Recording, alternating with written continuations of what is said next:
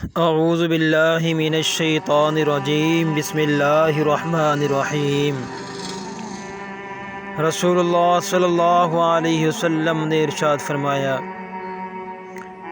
مومن دوسرے مومن کے لیے عمارت کی طرح ہے، جس کا ایک حصہ دوسرے حصے کو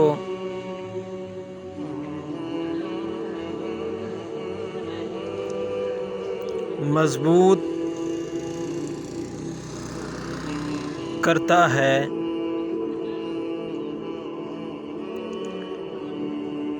یہ احادیث مبارک جامعہ ترمذی شریف کے اندر موجود ہے۔ رسول اللہ صلی اللہ علیہ وسلم نے ارشاد فرمایا،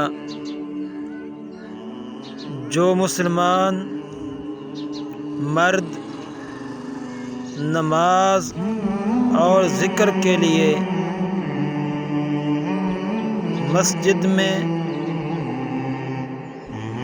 پابندی سے حاضر ہوتا ہے، اللہ تعالی اس سے ایسا خوش ہوتا ہے جس طرح مسافر کے گھر والے اس کے گھر آنے پر خوش ہوتے ہیں۔ یہ احادیث مبارک سنن ابن ماجہ کے اندر موجود ہے۔ رسول اللہ صلی اللہ علیہ وآلہ واصحابہ وسلم نے ارشاد فرمایا،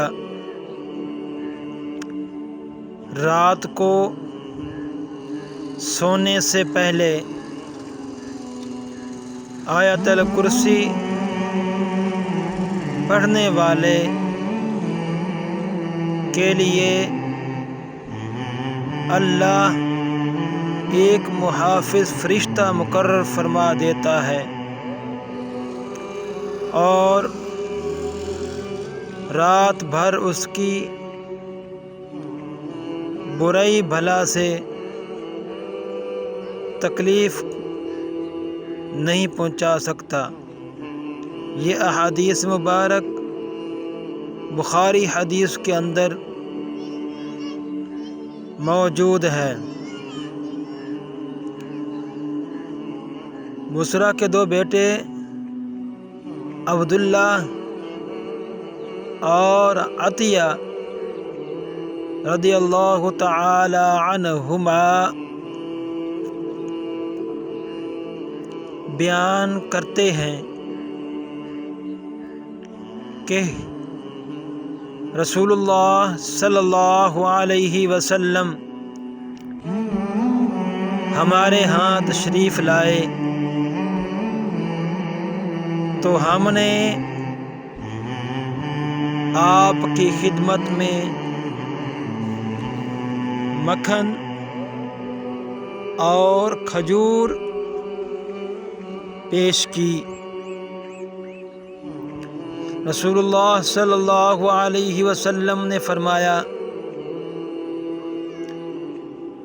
جس کا مقصد دنیا حاصل کرنا ہو، اللہ تعالی اس کے کام